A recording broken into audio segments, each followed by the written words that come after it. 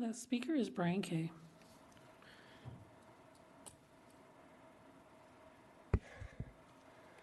A happy day.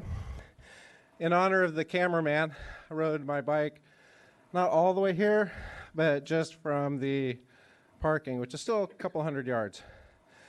But one of the issues that I have on the public comments, I'll apologize to the Honorable Todd Spitzer for maybe being so tough on him, but I remember a couple years ago when he was posted some pictures.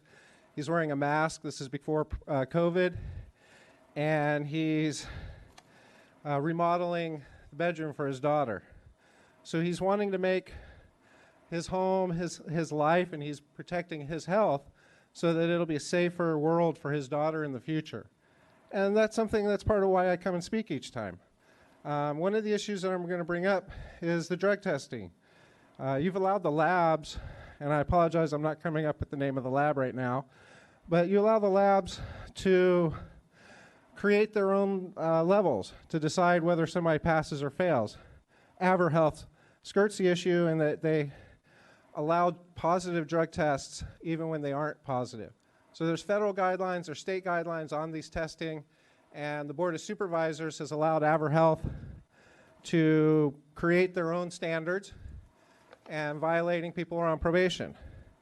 Another issue is you recently had a case with Judge Robert Knox, and I'm familiar with him, I've worked with him, and Nickolas Wildstar is the defendant. Nickolas Wildstar was a defendant because he recorded in court.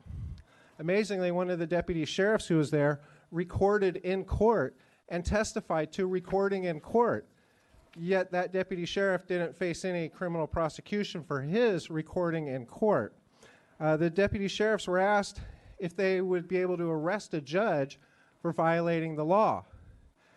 The deputy sheriff, and this is a sad, sad state of affairs, demonstrated pure cowardice on the stand and said he couldn't, or he didn't answer the question. You've got to be kidding me. They get that kind of cowardly bullshit from Don Wagner, who will buy Roundup, spray it all over town, and when children get sick, he'll just ignore them.